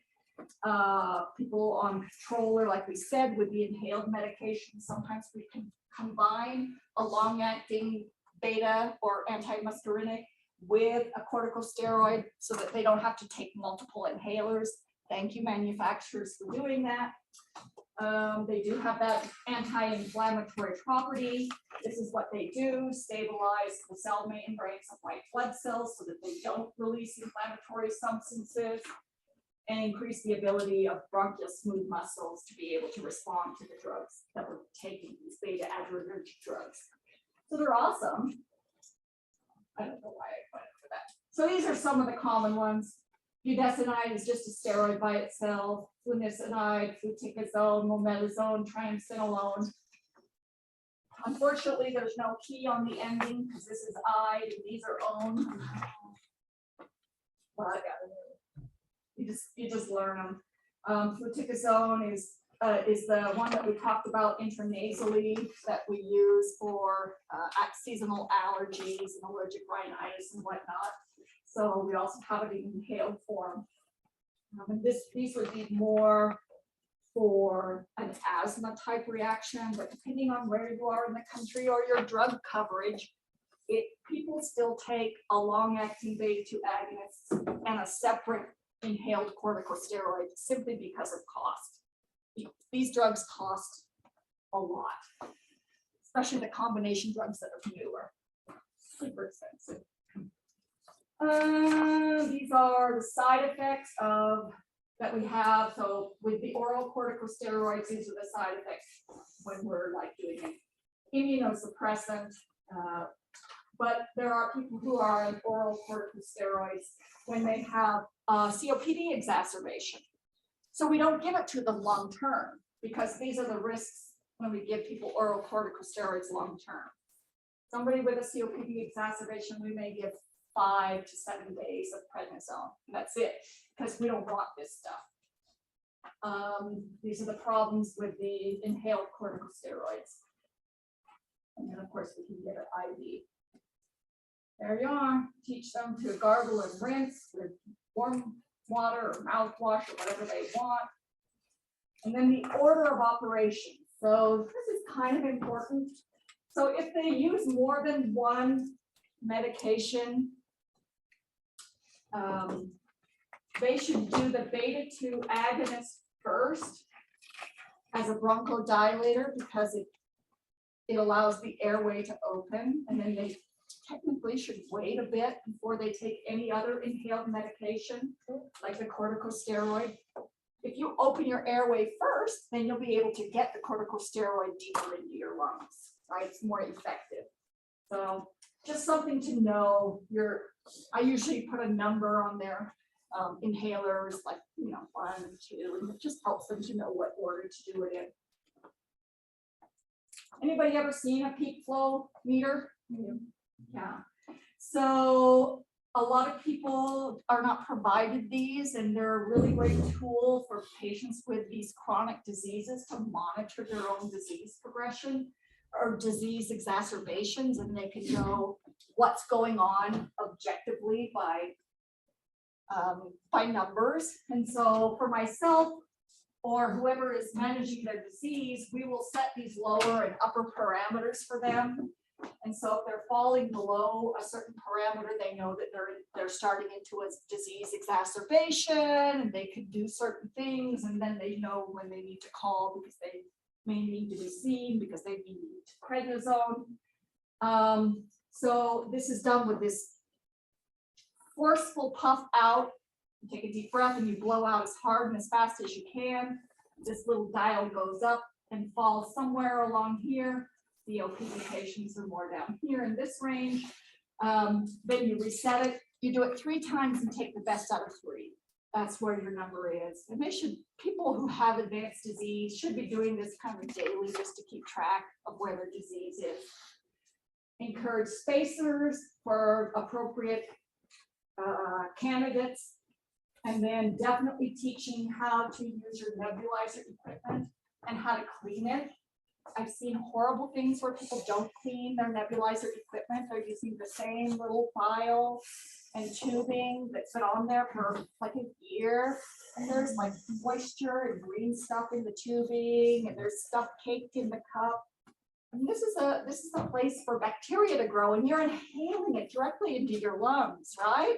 So after every use, at minimum, the little canister cup that you put your nebulized medicine should be washed with warm soapy water and allowed to completely air dry, and then used again. And nobody does this thing. Just keep using it. And the tubing and the little cup should be changed at regular intervals, depending on how often they're using it, in order to prevent inhaling bacteria right into your lungs and giving yourself a nice pneumonia. So please teach your patients how to take care of their med equipment. This is newer on the market. These are pills. The first one out there was Singulair. It's over the counter. It didn't used to be. It's generic under Montelukast now. Is it? I think it's still prescription. Sorry. I was gonna say my daughter. No, it's still prescription. It'll be generic in a few years. Or the over the counter. It's one of those ones that are being considered to be over the counter. Anyway, it interferes with leukotrienes because that's the name of it. Leukotriene receptor antagonists. Leukotrienes, we said, are these mediators of inflammation. So if we can block the receptors that they act on, we can interfere with one aspect of inflammation. So they're on the market for asthma, COPD. They're not like a steroid hits everything. Corticosteroids are like a scatter gunshot, you know, it just goes everywhere. Where these drugs are very targeted. They are only focused on leukotriene receptors. There may be people who are appropriate to use it for, so just knowing what's out there. And allergies, yeah. All right. We use them for prevention and long-term treatment of asthma in adults and children over 12 years of age. So these are for allergies. They're not for acute asthmatic attack. They are for allergic rhinitis. You need to be on them for about a week before you see improvement. So I have seen them used in some COPD patients who have some of that asthmatic component of their disease. And so there can be a place, but it's more for asthma. I'll teach you to use it as prescribed. Don't use a powdered inhaler in your spacer. Definitely have them demonstrate use if it's possible, because lots of people misunderstand how to use it. You know, like it's perfume or like that. Or I mean, there's all kinds of things you would not believe that people don't know how to use their inhaler. We just assume that it's, you know, logical. You put it in your mouth and you puff and you know, take a slow, deep breath in. But actually seeing people do it, I've seen people who've had COPD for 20 years and I watch them do it and rolling my eyes like, how did we not know that you don't know how to use your inhaler? You know, it's just kind of sad. No wonder you have poor disease control. Which medication will a nurse teach a patient with asthma to use when experiencing an asthma attack? Yeah, this is sort of basic. We always go for, you don't go for a long acting. This is a controller. This is a leukotriene receptor antagonist, which is for not for an acute attack. So obviously we use albuterol. That's the summary of what they all are. Patient with chronic bronchitis calls the office for a refill of his albuterol inhaler. He just had the prescription filled 2 weeks ago, but he says it's empty. I use it whenever I need it, but now when I use it, I feel so sick. I've been needing to use it more often. So what is the most appropriate action by the nurse? Well, this is the trick question, because here we talk about, oh, patients, if they're using more than one inhaler a month, they're using it too much, and your tendency will be to tell them you're using it too much, obviously. What's the reason that he's using it so much, right? We need to come in and see if he has a low-grade viral pneumonia brewing, maybe, you know, he has a new animal in the home, he's having an allergic response, so definitely we want to see people. Patients prescribed 2 different types of inhaled medications for treating COPD. After administering the first medication, how long should the nurse wait to administer the second medication? 5 minutes. What do we usually do? We just usually do them one right after the other. It's between. 2 to 5 minutes is the I was correct. told 3 to 5, but I is 1 to 2 minutes between the puffs of the same drug and 2 to 5 minutes between medications. And if I can get a patient to wait 1 minute, it's a miracle, because there's like, people want to be done. Nobody wants to sit there and like, you know, especially if it's a drug you gotta take multiple times a day, and then you got your pills you still need to take, and you need to check your blood sugar so you can give your insulin, and yeah, people are just pumping and this, but that's the teaching, and you should know that, because that could, a question like that is fair game. All right, that's respiratory. Let's see if we can hit one more before we get out of here. Don't sigh. I didn't, it wasn't a sign. It was a yay. Yeah, that was yay. Antibiotics. This is actually 2 chapters, and I'll try and just hit the highlights of antibiotics, because there's so many antibiotics. So we're not going to go over all of these, because these are terminology you should learn and know. They should be flashcard terminology, so that you know what we're talking about when we say someone has a super infection or somebody has a secondary infection, right? So the 2 antibiotics that people most commonly have allergic reaction to. You have an exam question, and one of them is one of these, so you have to know the drugs in these categories. Most likely it's either a penicillin or a sulfonamide. They tend to be GI issues, rashes, hives, or more severely anaphylaxis. It's unfortunate. So these are the classes that you're kind of expected to know, and maybe you know the main issues with them, the main precautions, the main drug interactions, the main black box warnings. This is kind of fun. So the first antibiotic that we ever came up with was penicillin, right? So our drugs, penicillins, have a chemical structure that has a beta-lactam ring in it. And it's just a terminology you learn. This class of drugs has a beta-lactam ring in it. And so beta-lactam, these drugs have, well, next slide. No, here. Beta-lactam. So beta-lactam is part of the structure of the antibiotics. So all of the principal penicillins have this beta-lactam ring. And so they're called beta-lactam antibiotics. You'll see that term come up. And this is their mechanism of action. They're bacteria, they kill bacteria by this mechanism of action. But bacteria are ever evolving. So they came up with they evolved to produce an enzyme called a beta-lactamase, right? They got smart. They produced an enzyme to break the beta-lactam ring of our antibiotics so that they're no longer effective, right? That's a resistance. That's the reason why bacteria may have a beta-lactam resistance. So we got smarter. We said, fine. You want to try and break our beta-lactam ring? We're going to add another chemical that's going to bind with your enzyme, so the enzyme won't work to break down our ring. Ha! Show you. And these are some of the things that we add that you'll see. So clavulanic acid, tazobactam, and sulbactam. So you'll see a drug that might be amoxicillin clavulanic acid. It's not stronger. It's just made to address that mechanism of resistance that the bacteria have evolved. So it's made to address resistance.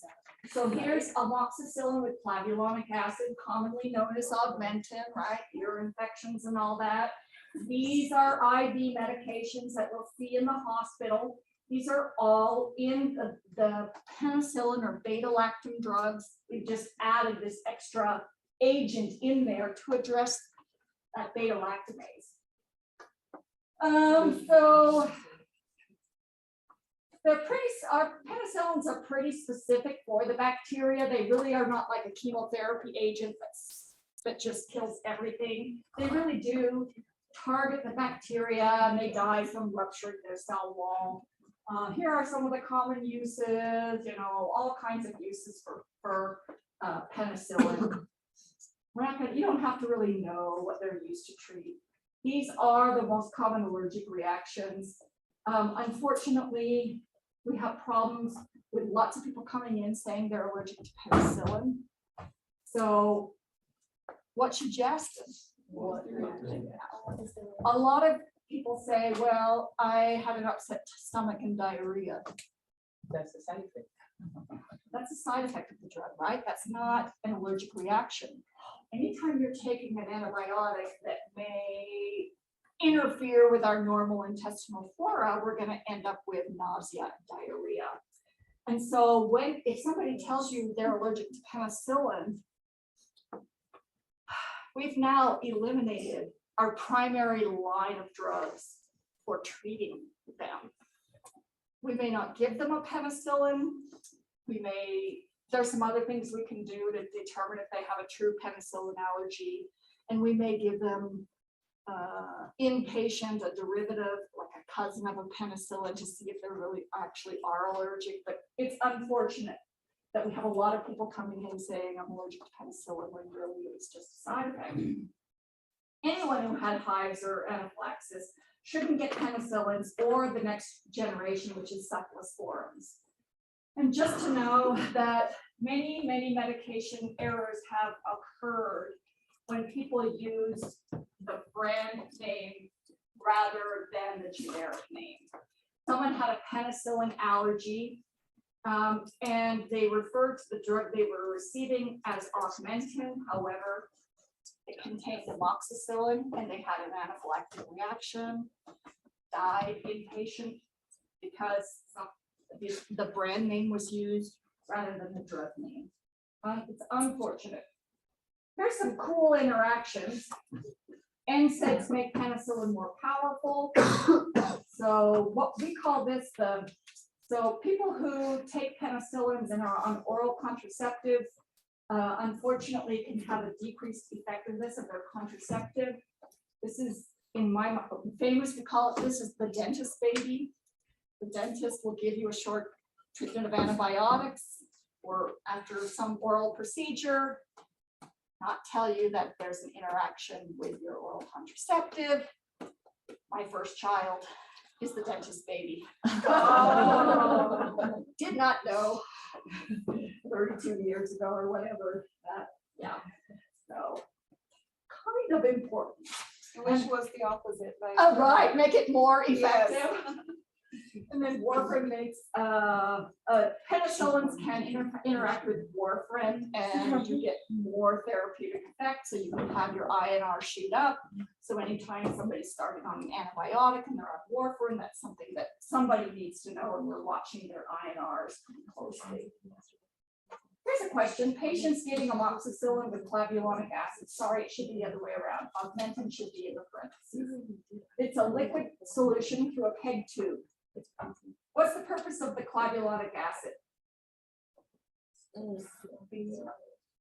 To bind to the ring and kill. It has nothing to do with synergism, not protecting them from gastric acid secretions, right? It's to deal with, that's why we go over this beta lactamase, those bacteria produce. So cephalosporins, let me go back just really quickly to the sulfa drugs, just because there's 2 slides on them. The sulfa drugs is the other one, super old school antibiotic. We usually combine it with trimethoprim, which is a non-sulfa, it's supposed to say not sulfana, non-sulfa antibiotic. So the brand names are Bactrim or Septra or Cotrimoxazole. You'll see this abbreviation, SMX TMP, and that's for trimethoprim sulfamethoxazole. In case you ever wanted to know that, like do it on crossword puzzle or something. They don't kill bacteria, they just prevent them from reproducing. It's a cool class of drug, but it is one of the more common ones that people are allergic to. And there is a risk of blood dyscrasias on this, Stevens-Johnson syndrome, problems with liver, kidney. So it's a pretty harsh antibiotic, but we still use it. Now let's go past that.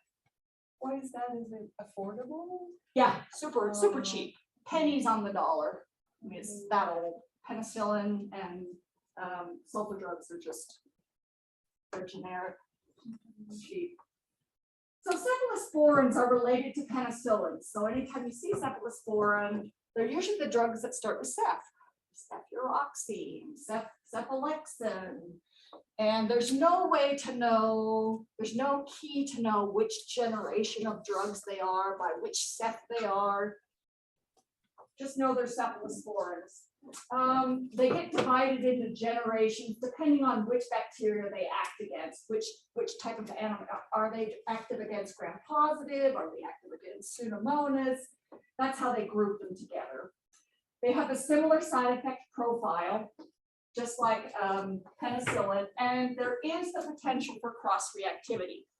Some people who say they're allergic to penicillin do fine on cephalosporins. Some people who have a true anaphylactic reaction to penicillin may cross-react with a cephalosporin. It's unfortunate, but just know that they are structurally related. That's about all I'm going to say on cephalosporins. Isn't that nice? Because there's like 10 million of them. Carbapenems is another class of antibiotic. We try and save this one to use for complicated infections in body cavities. We use it in the hospital. This is not a take-home drug. This is what you'll be administering in the hospital by infusion. It is a very broad antibiotic, meaning it kills a lot more things. That's why generally we might start out with it in the hospital. When we find out what's growing, we'll stop that and do a targeted antibiotic. We never want to stay on a broad antibiotic for a long time because that promotes bacterial resistance. So here are some of the keys.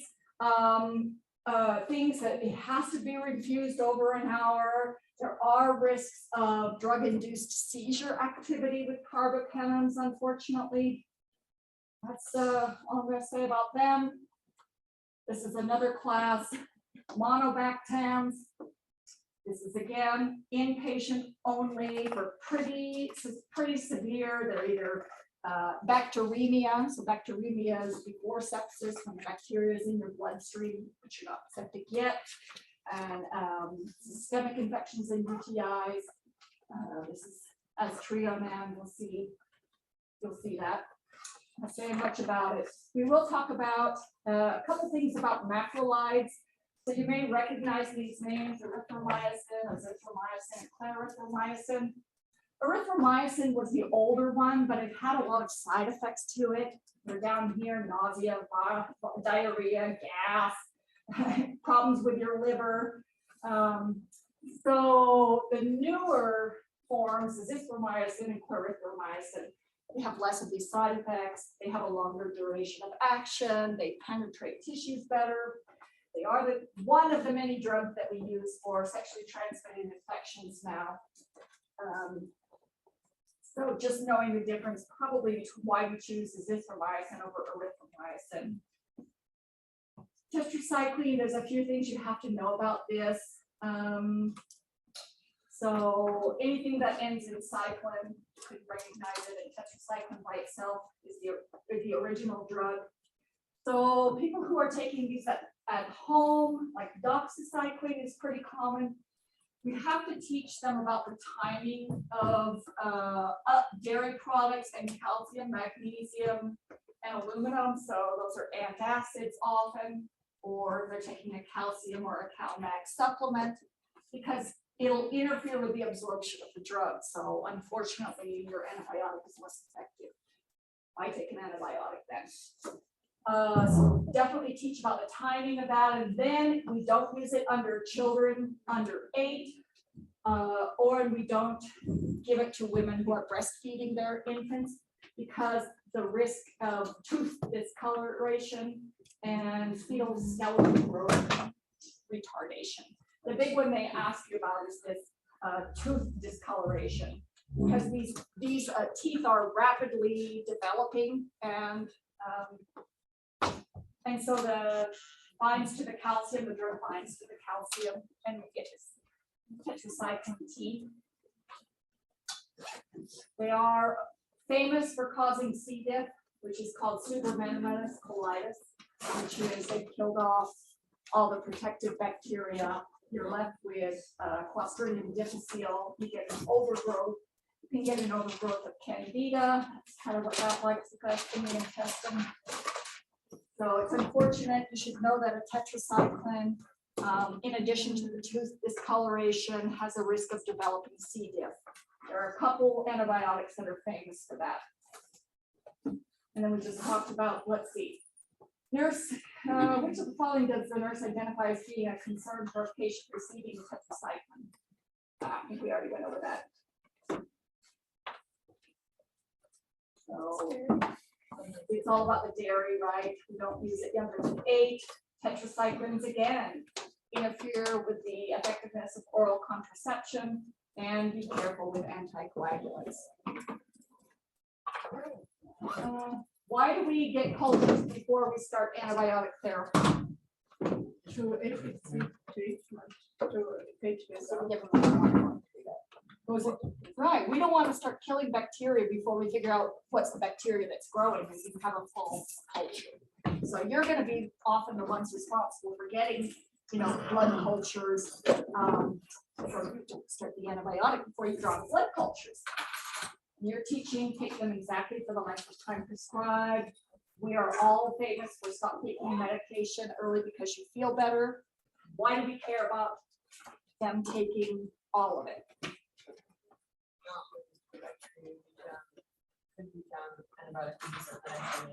Right.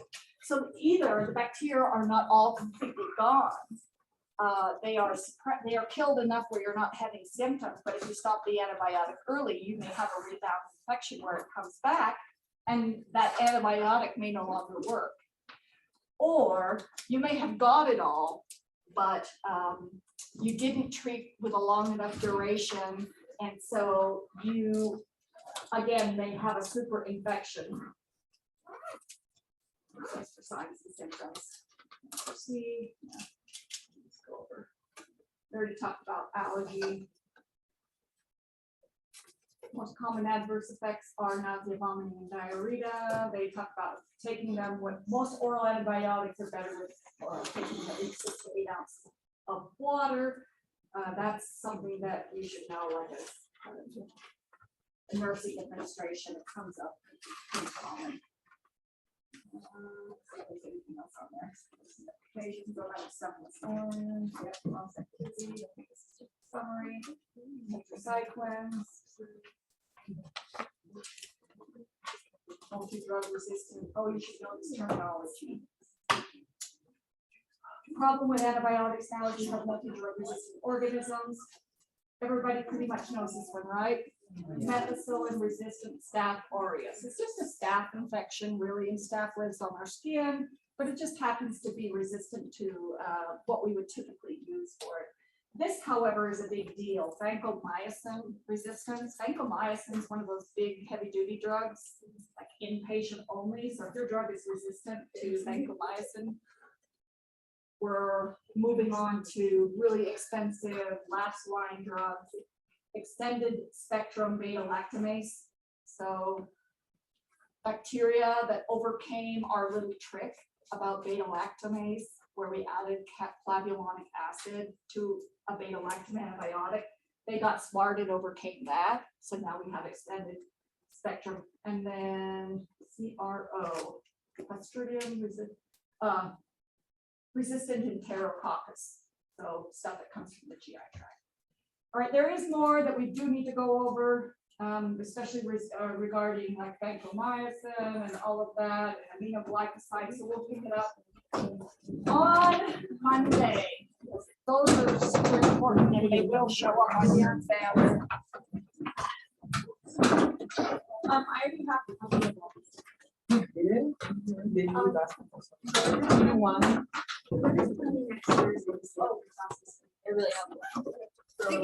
really helped.